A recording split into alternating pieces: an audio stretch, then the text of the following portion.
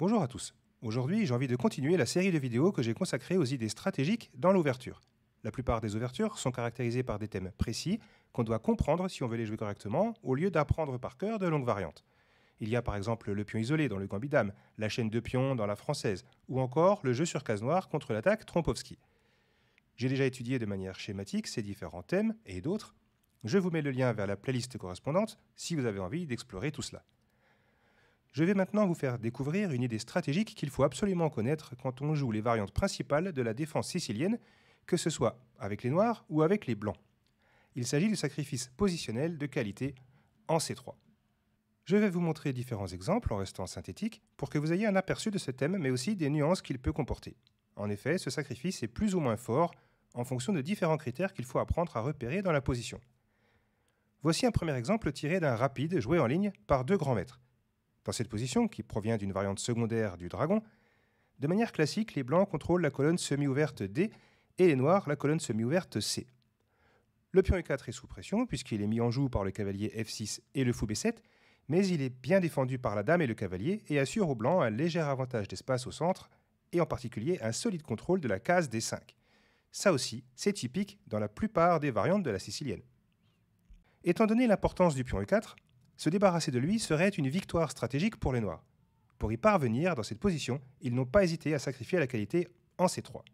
En effet, après tour prend C3, ils suppriment un de ses défenseurs et peuvent le cueillir. Dans la foulée, ils vont même récupérer le pion C3. Si on compte le matériel comme le font les débutants, ils n'auront rien perdu puisqu'ils auront échangé une tour contre un cavalier et deux pions. Si on compte comme un joueur confirmé, les noirs auront en réalité pris un net avantage pour plusieurs raisons. La première, c'est qu'ils auront réussi à activer toutes leurs pièces mineures. Le cavalier E4 menace de créer une fourchette quand il prendra en C3, cette menace gagne donc un temps, et de manière plus générale, la suppression du verrou en E4 a agrandi la diagonale du fou B7, alors que la diagonale du fou G7 est sur le point de s'ouvrir d'un seul coup, elle qui, deux coups plus tôt, était limitée par la présence du cavalier en C3. Enfin, on a ruiné la structure de pion des blancs et ils vont se retrouver avec un pion isolé en C2 une fois que le pion C3 aura disparu. Résultat de cette domination écrasante, dans cette partie, les noirs ont gagné 15 coups plus tard. Le sacrifice de qualité peut aussi apparaître régulièrement dans la variante Najdorf. Dans cette position, le pion central E4 est solidement défendu et les blancs semblent beaucoup mieux. En effet, ils ont une bonne avance de développement et ils contrôlent la case D5. Pourtant, ici, le grand Tigran Petrosian a joué tour prend C3 sans sourciller, donnant le signal pour déclencher une jolie passe d'armes. Après B prend C3, le roc blanc est complètement éventré, ce qui en soi est déjà une compensation pour la qualité. Mais ici, ce facteur est particulièrement dangereux. Dans la partie, les noirs ont en effet créé une menace directe en jouant une percée typique de la sicilienne quand on a les noirs, c'est D5. L'idée, c'est tout simplement fou prend A3, échec et mat. Vous voyez que le sacrifice stratégique de qualité en C3 peut aussi avoir une dimension tactique parfois. Cavalier B1 est pratiquement forcé et maintenant les noirs ont récupéré le pion E4 en créant deux menaces qui ont l'air vraiment redoutables. La première, c'est cavalier prend G5. La deuxième, c'est dame prend B1 échec, suivi de cavalier prend C3 échec, fourchette qui récupérera la dame, avec au passage une pièce de plus. On a l'impression que les blancs peuvent parer les deux menaces en jouant dame E3, coup qui défend le fou G5 et qui propose l'échange des dames, mais les noirs ici ont le terrible fou E7 qui gagne une pièce. Le fou doit rester en G5 pour défendre la dame, et si les blancs jouent dame prend B6, les noirs vont d'abord prendre le fou sur échec avant de récupérer la dame et ils auront gagné une pièce. Après cavalier prend E4, les blancs ont donc l'air complètement perdus, et pourtant dans cette partie, Szabó a trouvé le seul coup qui les maintient en vie.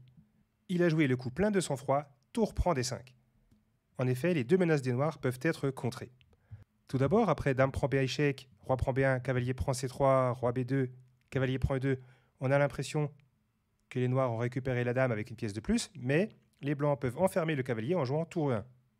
Il ne peut se replier ni en F4 ni en D4, car le pion E sera cloué. Dans cette position, les noirs n'ont qu'un seul coup qui les maintient réellement à flot, et il est assez difficile à trouver, c'est fou E7. Ce coup décloue le pion E, ce qui signifie que le cavalier menace de se replier en D4. Les blancs n'ont donc pas le choix et doivent prendre en E7 puisque leur fou est attaqué. Mais après fou prend E7, il y a le joli coup intermédiaire cavalier F4. Les blancs doivent rendre la qualité. Après tour D prend E5, cavalier prend E5, tour prend E5, les noirs n'ont plus qu'à jouer roi D7 et la position s'est complètement aplanie. On peut dire qu'elle est devenue à peu près égale. Cette variante, compliquée à voir jusqu'au bout, était la meilleure solution pour les noirs. Mais Petrosian ne l'a pas joué car il n'a peut-être pas vu la jolie ressource fou E7. Dans la partie, il a préféré jouer cavalier prend G5. De toute façon, son cavalier est attaqué maintenant que le pion D5 a disparu. Le problème, c'est qu'en G5, cette pièce va se retrouver enfermée après le coup des blancs H4. Petrosian a dû rendre la pièce. Les blancs sont donc restés avec une qualité de plus et la compensation des noirs est insuffisante. La position reste malgré tout compliquée. D'ailleurs, ce sont bien les noirs qui ont fini par gagner cette partie. Si on revient à la position de départ, on peut dire pour résumer que le sacrifice de qualité tour prend C3 était finalement insuffisant pour prendre l'avantage, mais les blancs ont dû trouver tous les meilleurs coups pour rester en vie. La meilleure ligne pour les noirs leur donnait seulement l'égalité, comme on l'a vu. Quand la possibilité de sacrifier la qualité en C3 se présente dans vos parties, il est très important d'apprendre à repérer certaines nuances pour savoir si ce sacrifice est dangereux ou non. Dans cette partie, jouée au championnat d'Europe en 2005, il s'est avéré insuffisant. Bien sûr, si les blancs reprennent tout de suite, ils donnent aux noirs tout ce qu'ils espèrent quand ils jouent le sacrifice de qualité. Il n'y a plus qu'à jouer cavalier prend E4, on attaque la dame, on va récupérer le pion C3 dans la foulée, et on aura un gros avantage. Mais dans la partie, au lieu de prendre la tour, les blancs ont joué le très fort clouage fou D2. Les noirs se sont effondrés instantanément en sacrifiant la dame par tour prend B3, et après fou prend A5, tour prend B2, il est évident que deux pièces mineures et un pion ne compensent pas suffisamment la perte de la dame. D'autant plus que les blancs ont conservé le pion E4 qui menace d'avancer en E5, ce qui perturbera l'harmonie des pièces noires. Les blancs ont un avantage écrasant.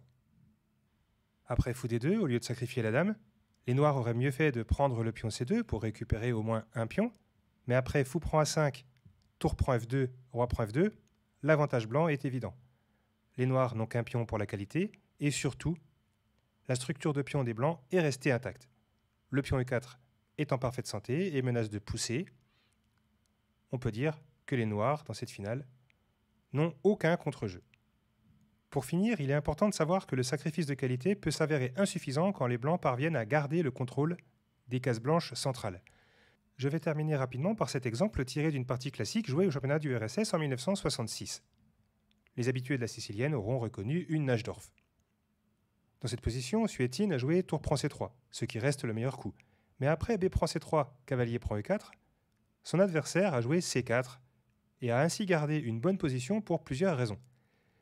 Grâce au pion C4, les blancs conservent le contrôle de la case D5 et le pion arriéré D6 est donc fixé. Le contrôle de la case D5 est renforcé par le fait que les noirs n'ont plus leur fou de case blanche. Dans la partie, Suétine a bien essayé d'assiéger le pion C4 en doublant dame et tour sur la colonne C, mais les blancs ont fini par poster une tour en B1 et ont ainsi pu contre-attaquer sur le pion B7. Le sacrifice de qualité n'a pas donné l'initiative aux noirs, même si leur compensation reste suffisante, car le pion C4 reste une faiblesse à long terme.